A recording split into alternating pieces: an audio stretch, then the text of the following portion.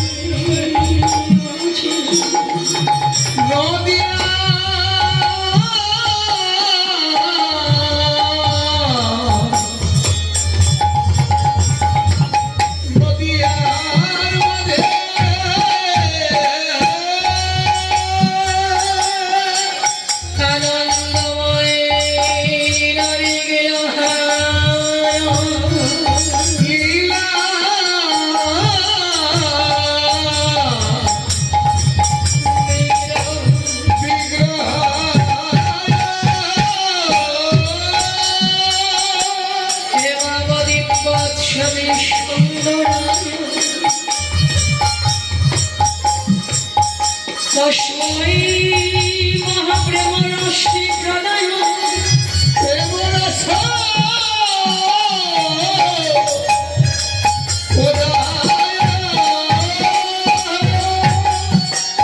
শ্রী চৈতন্য চন্দ্রায় নমো নমস্তে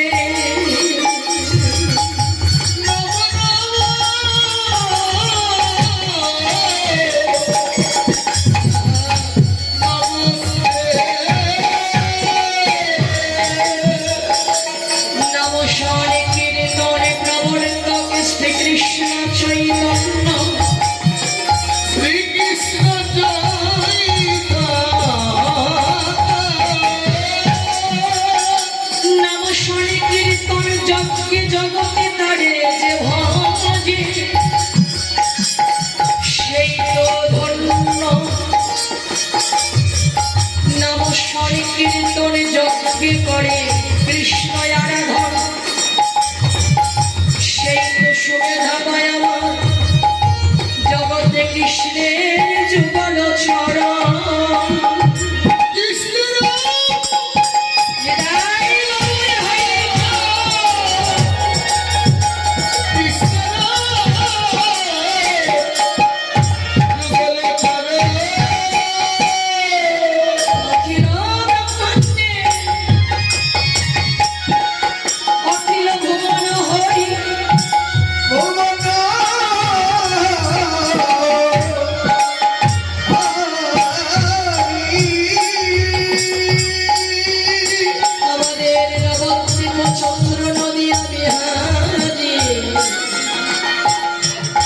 চৈতন্য শ্রীমান মহাপ্রভু আজ বেরিয়ে পুরাণ কালে সুরধ্বনি গঙ্গার কোলে বৈকাল বেলায় নবদ্বীপের অগণিত শঙ্খ ভক্তমণ্ডলীর সঙ্গে প্রভু এক অভূতপূর্ব অভিনব বিনোদী খেলা আরম্ভ করিলেন যে খেলা ভগবান ইতিপূর্বে সত্য ত্রেতা দাপর কোন কালে খেলিনি কোন যুগে যে খেলা খেলা হয়নি সেই খেলায় গৌরমা আজ গঙ্গার কোলে ভক্ত নিয়ে খেলিতে লাগলো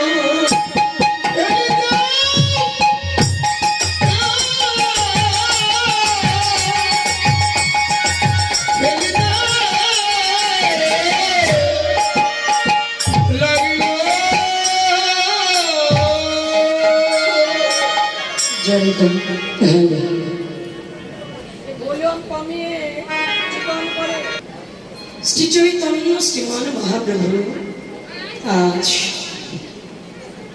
সুরধ্বনি গঙ্গার পুলিনে নবদ্বীপের অগণিত অসংখ্য ভক্তমণ্ডলীর সঙ্গে করি প্রভু আমার এক অভূতপূর্ব অভিনব বিনোদী খেলা বৈকাল বেলায় গঙ্গার কুলে প্রভু খেলছে, যে খেলা ভগবান কোন যুগে খেলে নাই। সত্য ত্রেতা দাপর কোন কালে যে খেলা খেলা হয় নাই, সেই খেলাটাই প্রভু আজকে কলিযুগে এসে গঙ্গার কুলে আরম্ভ করলে। যেমন দাপর যুগে খেলেছিল শ্রীকৃষ্ণ, দাপরের খেলা আর কলিযুগের খেলা এক না। ভগবান শ্রীকৃষ্ণ তো প্রত্যেক দিন খেলতেন দাপর যুগে। যখন বিপিনে যেত সখার সঙ্গে বিপিনের প্রত্যেক দিন খেলা খেলতেন। আর কলিযুগে এসে মহাপ্রভু আরম্ভ করলেন। তবে কলিযুগের খেলা দাপর যুগের খেলা এক নয় মা। তাহলে এটা জানার বিষয়, খেলার ব্যবধান কোথায়? দাপরে খেলেছিলেন আর কলিতে আরম্ভ করলেন। এই খেলার বৈশিষ্ট্য কি? এই খেলার পার্থক্যটা কোথায়? তত্ত্বজ্ঞ ব্যক্তিগণ অনুসন্ধান করে বলে গেল, দাপর যুগে খেলেছিল জয় পরাজয়ের খেলা। কিসের খেলা? জয় কিংবা পরাজয়ের খেলা। যেমন জগতে আমরা যে কোনো খেলা খেলি, দেখবেন এক পক্ষ জয় এক পক্ষ পরাজয় নির্ধারণ থাকে। যে কোনো জাগতিক খেলা খেলে থাকেন, জয় পরাজয় আছে। আর দাপর যুগেও ভগবান শ্রীকৃষ্ণ যে খেলা সেখানে নিত্য নিত্য খেলিত বিপিনে গিয়ে, সেই খেলার মাঝেও জয় পরাজয় ছিল। শুধু কলিকালে চৈতন্যদেব গঙ্গার কুলিনে বৈকাল বেলা নবদ্বীপের অগণিত অসংখ্য ভক্ত সঙ্গে যে খেলা আরম্ভ করলেন, এই খেলায় সংসারে কারো কখনো পরাজয় হয় না। এখানে খেলার ব্যবধানটা। যদি ভাগ্য করে কেউ খেলতে পারে, তার জীবনে জয় হবে, তার জীবনে জয় অবধারিত। কেন জানেন?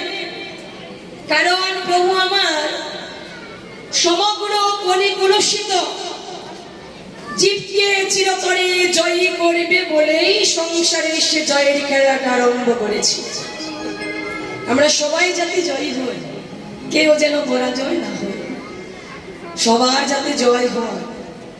মহাপ্রভু সংসারে এসেছিলেন একটা ব্রত নিয়ে। ব্রত কি? আমি অনন্ত কোটি কলি কলুষিত জীবকে উদ্ধার করব। কেউ যেন সংসারে পতিত হয়ে পড়ে না থাকে, সবাই যেন চিরতরে মুক্তির উদ্ধারের কল্যাণে রাস্তা পায়। এই কারণে গৌরাঙ্গের ব্রত ছিল। সবার অন্তরে কৃষ্ণ প্রেম ভক্তি আমি জাগ্রত করব।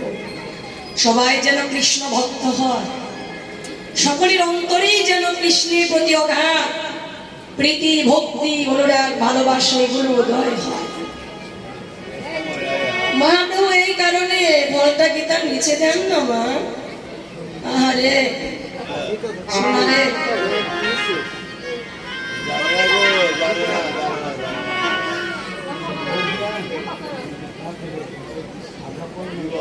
কৃষ্ণ বিবাহ রাধে রাধে রাধে রাধে কৃষ্ণ। তাহলে চৈতন্যদেব আজকে গঙ্গার কুলে আরম্ভ করলে জয়ের খেলা। সংসার কাননে ভ্রমণ করিতে করিতে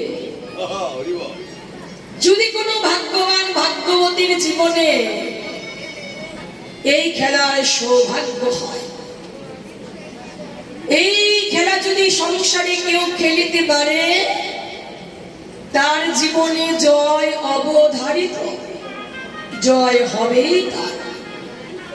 কারণ জয় করবার জন্যই তো প্রভু খেলেছিল। তবে খেলাটা যে জীবনে পরম সৌভাগ্যের বিষয়। পূর্বে সুকর্ম গুণে ইহ জনমে আপন সদ্গুরুর দয়া গুণে সাধুগুরু বৈষ্ণবে রহিত কি কৃপার গুণে সংসার মাঝে যদি কেউ খেলতে পারে, পূর্বের সুকৃতি কেমন দেখবেন অনেক মানুষের জীবনে পূর্বের ভজনের পূর্ণ ফলটা অর্জন করা থাকে না, অর্জিত থাকে। অনেকে ছোটবেলা হতে কৃষ্ণ অনুরাগী হয়, ভজন পথে আসে, সাধু সঙ্গ করে, সাধুর চরণ ধুলি অঙ্গে মেখে কৃষ্ণ কৃষ্ণ বলে প্রেমানন্দে কাঁদে। এটা পূর্বের ভজনের রাস্তায় অগ্রসর হয়ে আছে। আবার দেখবেন জীবনে অধিক বয়স হয়ে যায়, কৃষ্ণ বলে প্রাণ কাঁদে না, হৃদয় বিদারিত হয় না। কারণ সমাজে জ্ঞান প্রতিষ্ঠা, গৌরবত্ব, বিদ্যা, গুণ, মান সকল দিকে অগ্রসর হতে পারলেও কৃষ্ণ সাধন ভজনের পথে অগ্রসর হতে পারে না। ভজনের রাস্তাটা অনেক পিছনে পড়ে আছে। হরি বল, রাধে রাধে, হরে কৃষ্ণ। মাতাজি মহাপ্রসাদ সেবা করছেন না, কি জানেন? ভগবানের লীলা হলো অমৃত প্রসাদ। হ্যাঁ, এটা সেবা করলে কি হয় জানেন? অমরত্ব লাভ হয়। যেমন অমৃত পানির গুণে অমরত্ব লাভ করে হয়। জয়রাধে বৃন্দাবনে প্রমাণ আছে, অমৃত সুধা পানির গুণে এখনো অমর হয়ে আছে। প্রমাণ কি জানেন? আপনারা তো অমৃত সুধা পান করছেন, তাই না? অমৃত সুধাটা পান হচ্ছে আপনাদের, এটা অমরত্বের পথে অগ্রসর হচ্ছে। জয়রাধে। বৃন্দাবনে ওই যে দেবতা অসুরদের যখন যুদ্ধ হয়েছিল না, সাগর মন্থন হয়েছিল না, কি হয়েছিল? অমৃত সুধা মিটেছিল। পাখিদের রাজা গরুর পাখি অমৃতের ভান্ডার নিয়ে যাচ্ছিল, বৃন্দাবনের উপর দিয়ে যখন নিয়ে যাচ্ছে, হ্যাঁ, কালিন্দী যমুনার কূলে কেলি কদম্ব বৃক্ষের উপর ওই গরুর পাখি অমৃতের ভান্ডারটা রেখেছিল, অমৃতের ভান্ডার রেখেছিল। জয়রাধে যখন ওই বৃক্ষ অমৃতের ভান্ডারটা নিয়ে যাচ্ছে, দুই পা এক ফোঁটা অমৃত ওই ভান্ডার হতে ওই যমুনার মাঝে একটা পদ্ম ফুল ছিল, তাহার মাঝে পড়েছিল। আজও অমৃত সুধা পানির গুণে ওই পদ্ম ফুলটা সেভাবে অমৃত হয়ে আছে, অমরত্ব লাভ করেছে, সেভাবে আছে। 1 বছর হয়ে গেছে না, কারণ অমৃত জীবন আছে। ভগবানের কথা তো অমৃত তুল্য। শ্রীমদ ভাগবত বলেছে কি জানে? ভগবান যেমন অমৃতময়, তার কথা, তার নাম, তার লীলা সুধা, এটাও অমৃত তুল্য। এই অমৃতময় লীলা সুধা যারা নিরন্তর সেবা করে, আপনার সেবা হচ্ছে, এই অমৃতময় লীলা সুধা যারা নিরন্তর সেবা করে, তারা কি করে জানে? তারা হলো পরমামৃত আস্বাদন করে। হ্যাঁ, আর অমৃতময় লীলা সুধা যারা নিরন্তর বদনে বলে, তারা পূর্ণামৃত আস্বাদন করে থাকে। জয় রাধে। তাই হরে কৃষ্ণ, এখানে অন্ন প্রসাদ দোকানে উপেক্ষা রাখে না মা। জয় রাধে, হরি বল।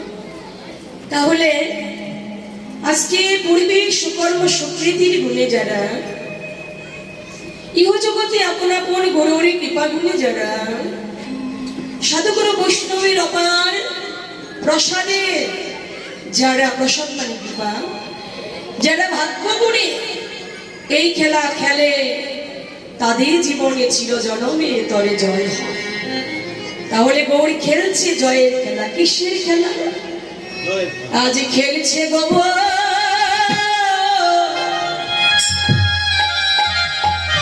হরি নামে,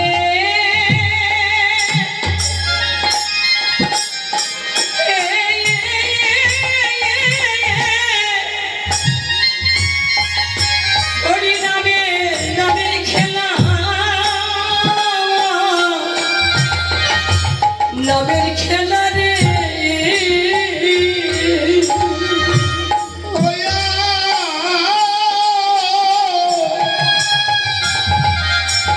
আরে খেলিছে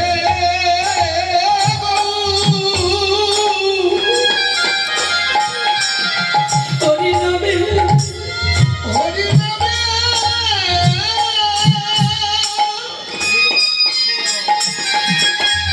হরি নামের খেলা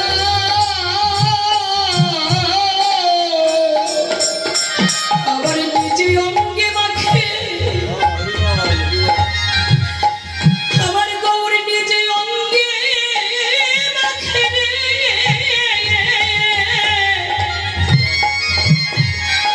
এই ভক্তের রজধুলা হরিবল হরিবল আজ খেলছে ব্রহ্ম আমার হরি নামের খেলা আজকে মাকে নিজে অঙ্গে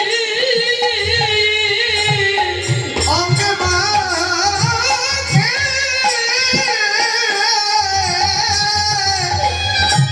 ভক্তের ভক্তের রাজা ধুলা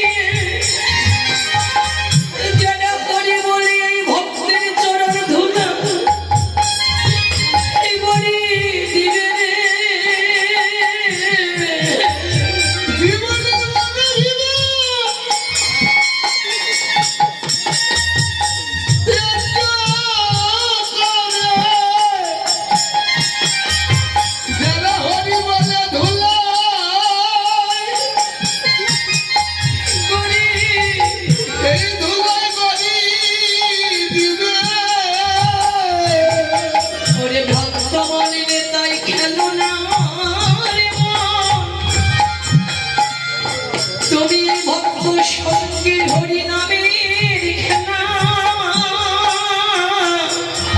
একবার খেলো রে মন, ভক্ত সঙ্গে হরি নামের খেলা। দেখো ডুবে গেল তোমার ওই দেখো ডুবে গেল রে তোমার এই জীবনের আয়ু বেলা কেন না নেব তাই ভক্ত শোনে নবীর খেলা ওই ডুবে গেল তোমার, ডুবে গেল মরে রে তোমার ডুবে গেল তোমার, জীবনের আয়ু বেলা জীবনের আয়ো বেলা। এই জনমে খেলে না উড়ে প্রাণ ভরে হরি নামের খেলা। মনে মনে ওই দেখো চলে গেল তোমার চলে গেল রে তোমার এই জীবনে বেলা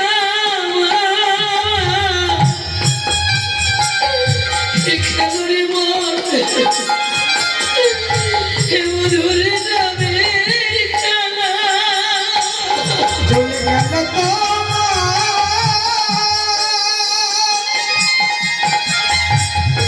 চলে গেল তোমার,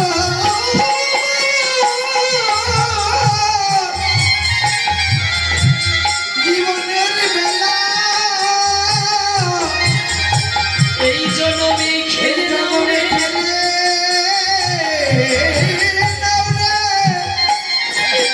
এই মধুর নামে এই জীবন বেলা যদি একেবারে চলে যাই রে আর তো ভাগ্যে পাবে না রে তাই এই জন্যে তুমি ভক্ত শোনে পরার ভরে খেলে নাও রে রবের খেলা এই জীবন বেলা চলে গেল, আরে তাই গৌর হরি হরি বল রে মান প্রাণ ভরে হরি বল চলে গেল কোনদিন মিলে একবার খেলো না রে মন, এই মধু এই হরি নামের খেলা। জগতে নামের খেলা ভাগ্য গুণে খেলে যারা জগতে নামের খেলা,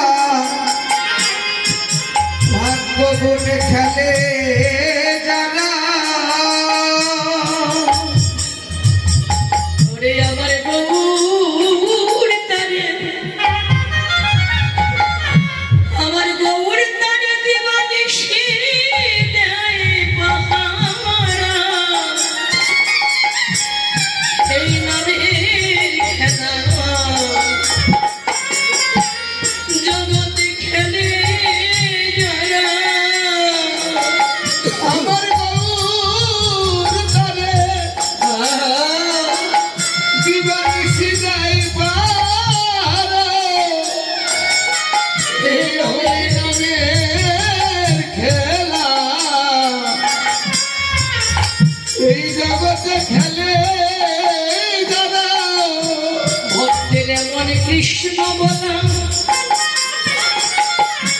ভক্তের এমন হরি বলা বদন দেখে আমার গৌর তারে দিবানিশি জগৎ মাঝে দেয় পাহারা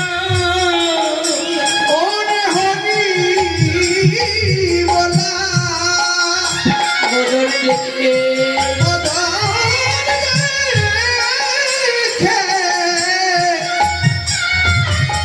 আমার গৌর দিবানিশি আরে জয় হারা আমার গৌর বলে করিব না বদন বড়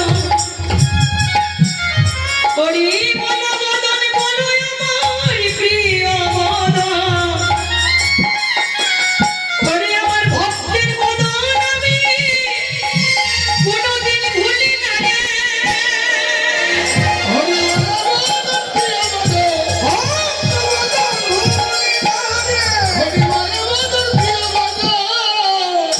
আমার গৌর দিবানিশি আরে জয়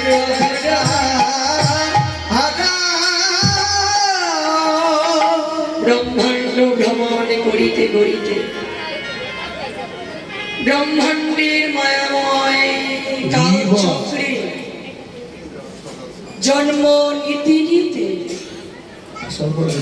যদি কোনো ভাগ্যবান ভাগ্যবতীর জগৎ হতে মুক্তি পাবার সময় হয়, শ্রীমদ্ ভাগবত বলেছেন কথাটা, মায়াময় সংসারে জন্ম নিতে নিতে একবার দুবার তো জন্ম হয় না এবার কতবার জন্ম নিয়েছি, কতবার মরেছি, কতবার পাখি বলে পশু বলে বৃক্ষ তরুলতা করে কীট পতঙ্গ করে জলচপ্রাণী করে কতবার জন্মেছি, কতবার মরেছি। তাই শ্রীমদ্ ভাগবত বললে এই সংসারের কারণে জন্ম নিতে নিতে মায়াময় কালচক্রে ঘুরে ঘুরে আসতে আসতে যখন কোনো জীবের মুক্তি পাবার সময় হয় তখন তার আমার ভক্তের সঙ্গে মহামিলন হয়। কিন্তু ভক্ত সঙ্গ করছে না, এটা কিন্তু মুক্তি না, আপনার মুক্তি পথে সন্ধান, এটা সাধু সঙ্গটা। এটা শ্রীমদ্ ভাগবতে বলে গেছে যে যখন কারো ভবের বন্ধন খণ্ডনের সময় হয়, চিরতরে মুক্তি পাবার সময় হয়, তখন তার ভক্তের সঙ্গে মিলন হয়। ভক্ত সঙ্গ করিতে করিতে, ভক্ত সঙ্গে থাকিতে থাকিতে, ভক্ত সঙ্গ ধরে আমার গুণ মাধুর্য নাম মাধুর্য আস্বাদন করিতে করিতে কেউ যদি প্রেমানন্দে কাঁদিতে পারে, প্রেম সাগরে ডুবিতে পারে, প্রেম সাগরে ভাসিতে পারে, ওই প্রেমেই তাকে চিরজনমের তরে আমার চরণ কমলে টেনে নিয়ে আসে। তাহলে সংসার মাঝে ভাগ্য গুণে যারা এই সাধুর বাজারে এসে সাধু সঙ্গ করে, সাধুর চরণ ধরে, সাধুর চরণে কমলে সমগ্র জীবনের ভারটা নিবেদন করে দিয়ে কেউ যদি হরি বলে কৃষ্ণ বলে কাদার সৌভাগ্য পায়, আমার প্রভু বলল কি জানে, সেই ভক্তকে আমি জীবনেও ভুলি না। ও যে আমার প্রাণের প্রাণ, ও যে আমার হৃদয়ের ধন, আমি ওকে জীবনেও ফেলে দিই না, কারণ ওর সকল কিছু আমার চরণে দেওয়া। ওই ভক্তের তো নিজের বলতে কিছু থাকে না, ভক্তের আপনার বলতে সংসারে যদি কিছু থাকে সেটা একমাত্র ভগবান। ভক্তের জীবনে আপনার ধন যদি কিছু থাকে সেটা আমার ভগবান। ভক্তের আপন বলতে ভগবান ছাড়া আর কেউ নাই। আমার ভগবান ভাবে কি আমি ছাড়া আমার ভক্তেরও কেউ নাই।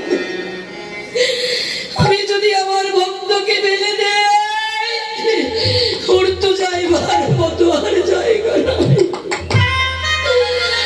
আমার বিনা কোথায় যাবে ও সেই ভক্তকে? দিবানিশি ঠাকুর পাহারা দেয়, দিবানিশি গৌর দেখে রাখে, ভক্তের সমগ্র জীবনের ভার ঠাকুর নেয়। যেমন নিয়েছিল নবদ্বীপে, এমন কত দৃষ্টান্ত আছে। যেমন নামাচার্য হরিদাস, যার সমগ্র জীবনের ভারটা মহাপ্রভু নিজে নিয়েছিলেন। হরিদাস অহর্নিশ কৃষ্ণ নামে বিভোর থাকতেন, ডুবে থাকতেন। নাম করার জন্য যবনেরা হরিদাসকে ধরে নিয়ে গেল বাঁশ বাজারে। ধরে নিয়ে কি করলো, শত শত বেতের আঘাত করেছিল অঙ্গে। কিন্তু প্রত্যেকটা বেতের আঘাতের যন্ত্রণা, বিরহ বেদনা আমার মহাপ্রভু নিজের অঙ্গে ধারণ করেছিল। এই বেতের আঘাতের যন্ত্রণা হরিদাসের লাগেনি, ভোগ করেনি, করেছিল আমার মহাপ্রভু স্বয়ং নিজে।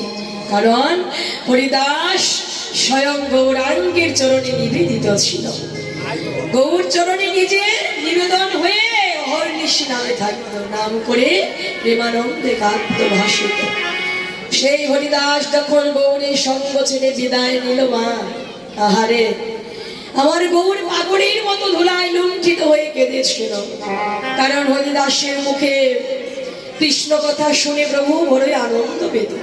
প্রতিদিন হরিদাসের জীর্ণ কুটিরে যেত ভক্তনী কৃষ্ণ কথা শোনার জন্য।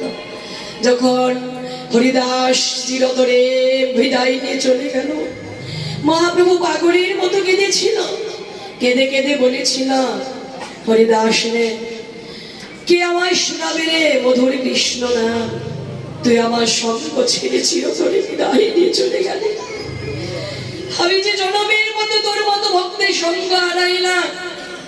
হরিদাসের সমগ্র জীবনের ভান্ডার মহাপ্রভু নিয়েছিল। এমনকি হরিদাসের জীবনের শেষ সন্তুষ্টি ক্রিয়া প্রভু আমার নিজ হস্তে সম্পাদন করেছিল। যখন প্রাণ পাখি বিয়োগ হয়, মহাপ্রভু হরিদাসকে একটা প্রশ্ন রেখেছিল, ভক্তরে তোমার হৃদয়ে যদি কোনো বাসনা থাকে, আকাঙ্ক্ষা থাকে, আমাকে শুধাইতে পারে, তোমার সকল মনোবাঞ্ছা পূর্ণ করব। হরিদাস বলেছিল, প্রভু এ জীবনে চাইবার মতো তোমার কাছে কিছু নাই। কি চাইবো বলো? না চাইতে তুমি আমাকে মহা অমূল্য ধন, হ্যাঁ কৃষ্ণ প্রেম ভক্তি কৃপা করে দান করেছ। আর তো জীবনে কোনো কিছু চাওয়ার নাই। যে যাহা লাভ করতে পারলে জগতে আর কোনো কিছু লাভের জন্য অন্তরে সাপ জাগে না প্রভু। যাই একবার পেলে আর কিছু পাওয়ার জন্য হৃদয়ে তৃষ্ণা থাকে না। তবে গৌরে আমার হৃদয়ের একটা আত্মনিবেদন তোমার চরণে যাবার কালে রেখে যায়। কি নিবেদন? গৌরে সংসারে যদি কোনো পিতা মাতা মারা যায়, সন্তানেরা পিতা মাতার দেহখানা কাঁধে বহন করে শ্মশান ঘাটে নিয়ে পিতা মাতার জীবনের শেষ কার্য সম্পাদন করে। তুমি তো জানো এই জগতে সেই লক্ষ্যই আমার নাই। তাই গৌর তুমি নিজ গুণে আমায় কথা দাও, যখন আমার এই প্রাণ পাখি বিদায় নেবে, আমার খাঁচার পাখি যখন উড়ে যাবে, তুমি আমার নিজ পুত্র হবে। তুমি আমার নিজ পুত্র হয়ে ও প্রভু আমার এই জীবনের ভার তুমি নিজে গ্রহণ করিবে। আমার এই জীবনের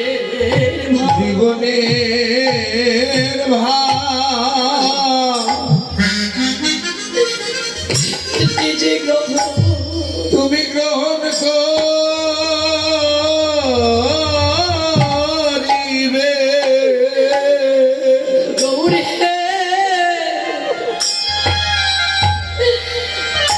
যেদিন আমার এই খাঁচার পাখি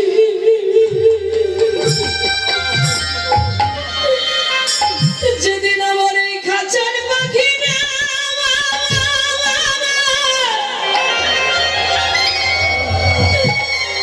এই প্রাণ পাখি যেদিন আমার বিদায় নেবে, আমার পুত্র হয়ে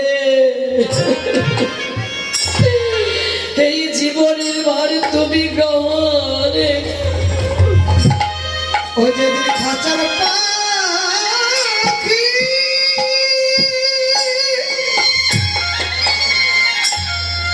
খাঁচার পাখি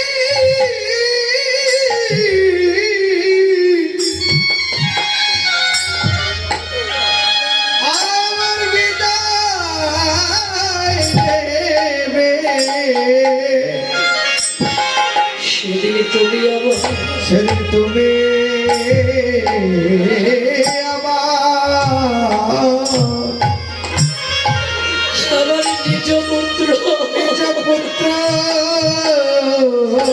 হবে। ও গৌরী, সেদিন তুমি আমাদের প্রাণের বান্ধবী হয়ে ওঠে।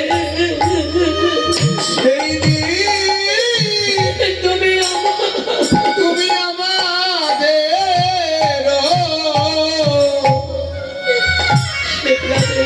প্রাণের বান্ধব হয়। ওরে যেদিন আমাদের আপন বলি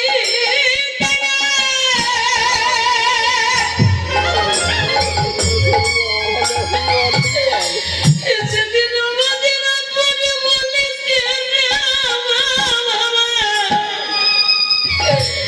এই জগৎ বাজে কেউ থাকবে না রে। ও গৌরী, সেদিন তুমি আমাদের প্রাণের বান্ধবী হয়ে ওঠে। ও যেদিন আপন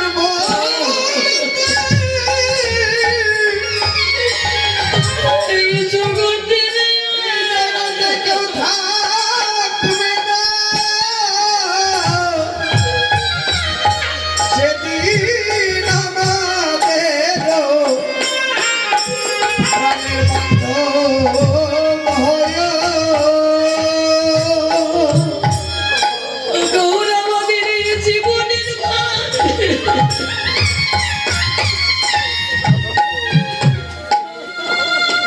এই জীবনের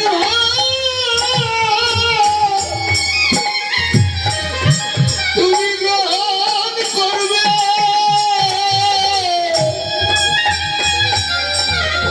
যেদিন আমাদের আপন বলিতে আর কেউ রাবে না। ও গৌরী, যেদিন এই ভবের খেলা ও গৌর হে,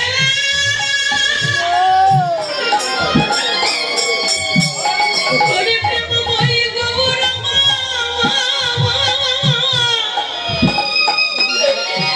যেদিন এই ভবের মায়ের খেলা ভবের মায়ের খেলা রে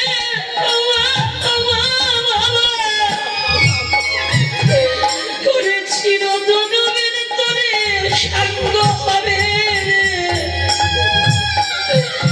সেদিন তুমি কৃপা করে আমাদের বান্ধবী হইও রে। ও যেদিন মায়ের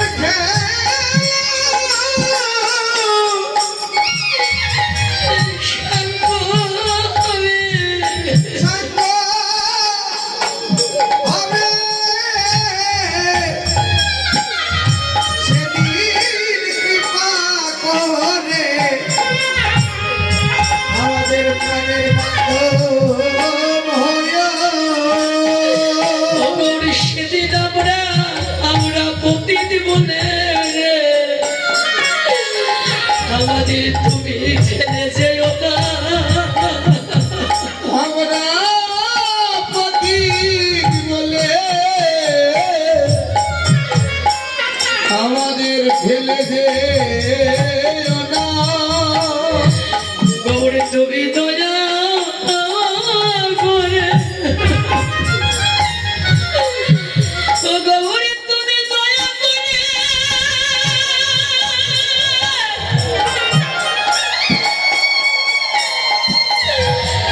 আমাদের ভব নদী পারে করে নিও।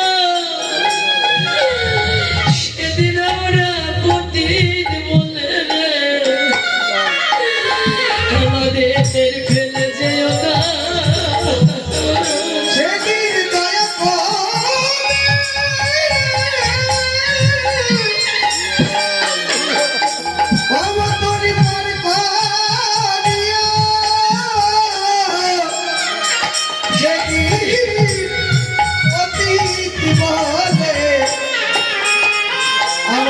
ফেলে যে না আর সেদিনই করুণা করে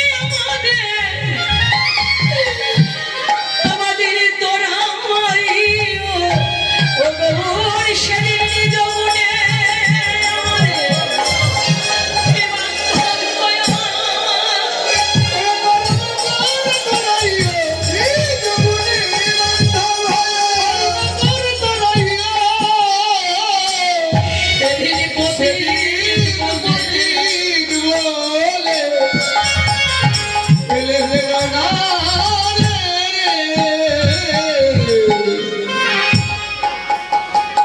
চৈতন্যদেব আজকে নিজে আচরণ করে অনন্ত কোটি সংসার থেকে শেখাই গেল। নিজে ভক্ত নিয়ে নামের খেলা প্রেমানন্দে খেলে প্রেমানন্দে ভাসলেন, ভক্তের পদধূলি নিজে অঙ্গে মাখলেন।